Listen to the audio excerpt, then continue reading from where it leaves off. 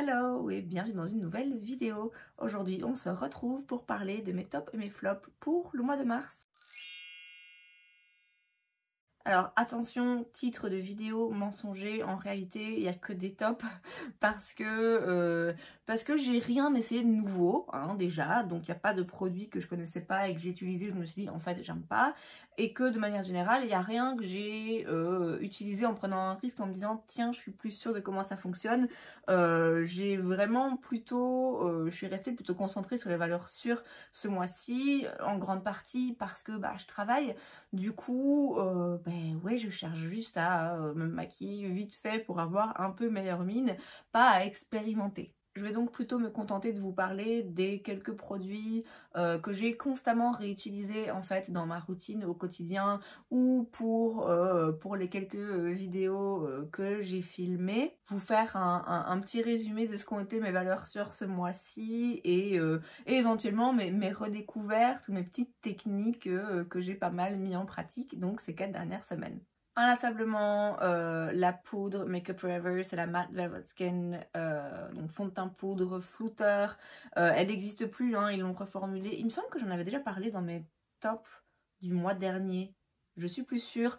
Je vais passer vite dessus de toute façon parce que je sais que j'en ai déjà parlé. C'est ce que je mets au quotidien pour unifier un petit peu le teint, mais parce que j'ai pas forcément le temps ni l'envie de mettre un fond de teint liquide, ça fait très bien l'affaire. Pareil, je vais pas m'étaler dessus parce que je l'utilise constamment, mais c'est le Shape Tape de chez Tarte. Ça reste pour moi mon anti-cerne préféré. Je sais qu'il y en a qui l'aiment pas du tout et je peux comprendre pourquoi, mais moi vraiment c'est mon infaillible, c'est mon fidèle partenaire. Voilà, le Shape Tape vraiment toujours au quotidien, je continue de l'utiliser.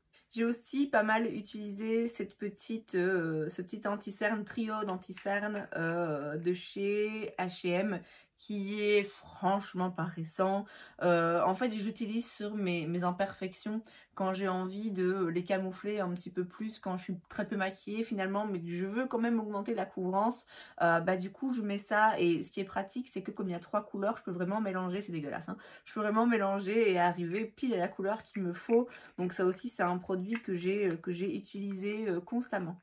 De nouveau, rien de neuf et rien de très emballant ou intéressant, mais la poudre Advanced Radiance de chez CoverGirl que j'utilise pour poudrer l'anti-cerne et que j'utilise aussi sur le reste du teint mais de façon un petit peu plus légère. Du coup, elle est vraiment très bien cette poudre et elle coûte pas grand chose.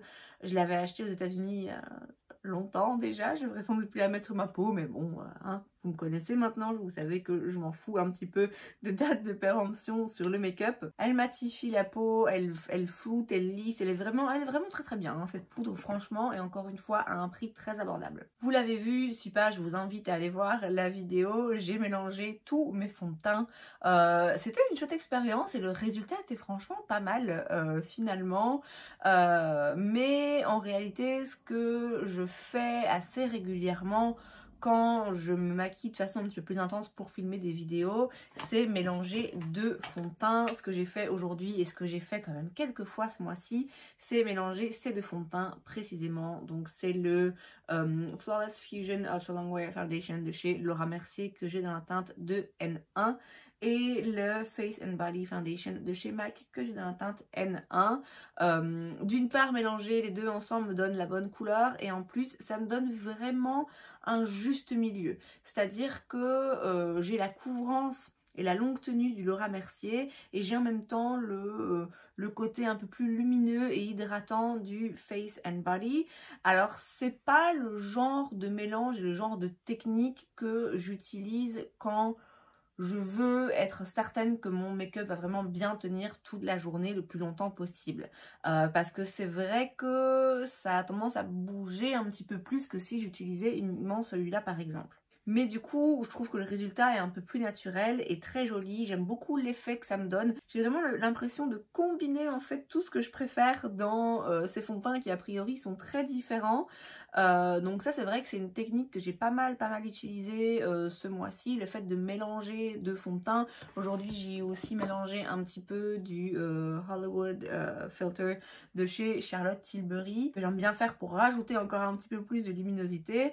Ça demande un petit peu plus de travail parce que du coup il faut sortir la petite palette, il faut faire le petit mélange et tout, mais c'est quelque chose que j'ai vraiment apprécié faire. Donc la base de teint c'est fait. En ce qui concerne le teint, mais plutôt les produits colorés, j'ai énormément utilisé mon duo de chez Jouer.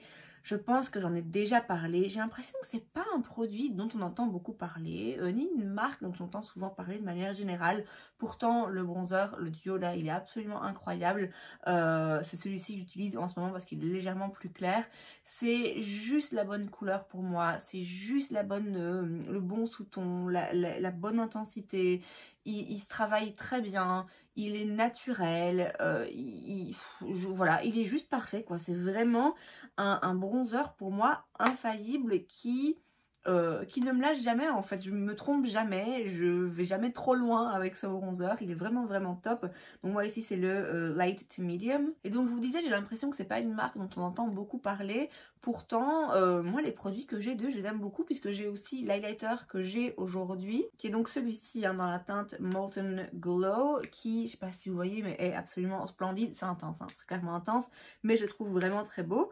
Et donc ouais je sais pas pourquoi on a l'impression qu'on n'entend pas tellement parler de cette marque, mais moi ce bronzer c'est vraiment un de mes bronzers préférés parce que je me loupe jamais. En termes de blush, j'ai beaucoup utilisé les jours où je travaille, notamment celui de chez Charlotte Tilbury par facilité en fait, parce que du coup je peux avoir le blush et aussi un côté un petit peu plus lumineux sans forcément mettre d'highlighter, parce que voilà, quand il est 6 h du matin clairement j'ai la flemme. Mais un autre blush que j'ai réutilisé quelques fois, et en fait après l'avoir réutilisé une fois du coup j'arrive plus à m'arrêter, c'est le Glow Play Blush de chez MAC, que j'ai dans la teinte So Natural et que j'ai aussi dans la teinte Blush Please, qui est un petit peu plus rose, un petit peu plus intense. J'adore cette formulation, vraiment je l'adore. C'est un hybride entre poudre et crème, du coup ça se travaille hyper facilement. Et j'aime beaucoup cette couleur parce qu'elle est légèrement lumineuse, elle n'est pas trop foncée, elle se fond bien dans le teint. C'est juste hyper joli en fait, donc ça vraiment, surtout cette teinte, je l'ai vraiment utilisée quelques fois et ouais, j'adore, vraiment j'adore. J'ai envie de m'en racheter d'autres, je vais pas le faire, mais c'est vraiment un blush que j'ai redécouvert et beaucoup aimé ces dernières semaines. Alors pour les yeux, j'ai franchement pas grand chose à dire parce que bah, de nouveau, les jours où je travaille, je me maquille pas, je mets juste du mascara. Et puis bah, les autres jours j'ai utilisé peu de palettes, j'ai fait des palettes roulettes et des devinez la palette, et donc à chaque fois j'ai essayé de combiner. Et ouais, il n'y a pas une palette en particulier que j'ai beaucoup utilisée ou que j'ai particulièrement appréciée. Donc voilà, je vais juste vous parler des deux mascaras que j'ai utilisé ce mois. J'ai alterné entre les deux. Donc d'une part le Lash Princess Volume Mascara de chez Essence, qui est très bien parce qu'il coûte une poignée d'euros, il est absolument top, il apporte du volume, il est vraiment bien. Et puis bah, de nouveau en semaine quand je travaille et que j'ai pas besoin d'un mascara avec beaucoup de volume et que je veux juste un petit quelque chose sur mes cils, j'ai bien aimé mettre celui-ci. C'est aussi celui que j'ai aujourd'hui d'ailleurs, parce que je trouve qu'il définit bien les cils, il les allonge, il les sépare bien, mais ça reste discret, mais ça se voit quand même. Voilà, je l'aime bien, je peux pas dire que c'est un de mes favoris, c'est pas un mascara que je vais racheter ou que je recommanderais particulièrement, mais voilà, je l'ai quand même utilisé quasiment tous les jours et voilà, il me plaît, il est pas mal. Et puis pour les lèvres, sans surprise, je vais arrêter d'en parler parce que vous allez être vraiment gavés.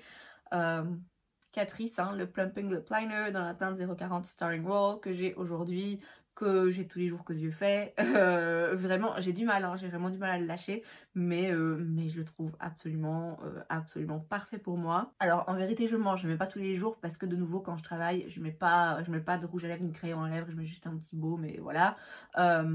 Mais quand je me maquille et que je me maquille les lèvres, du coup, c'est sûr que je le mets quasiment à chaque fois. Peu importe que je mette par-dessus un rouge à lèvres plutôt mat ou plutôt hydratant, plutôt chaud, plutôt froid ou un gloss, voilà, quoi qu'il arrive, j'ai ça bien souvent en crayon à lèvres. C'est à peu près tout. Je dois bien avouer qu'en ce moment ça change pas trop. Je vous l'ai dit, j'ai pas forcément le temps ni l'envie à vrai dire d'expérimenter. Donc j'ai malheureusement pas énormément de produits très intéressants à partager avec vous ce mois-ci. Mais voilà, là c'était une petite sélection de quelques petits produits, quelques petites techniques que j'ai pas mal utilisées au cours des dernières semaines. Et c'est donc tout pour cette vidéo, j'espère que ça vous a plu. Si c'est le cas, n'hésitez pas à laisser un like. Vous pouvez aussi vous abonner à ma chaîne parce que c'est gratuit, donc pourquoi pas. Et moi, je vous vois la prochaine fois. Bye!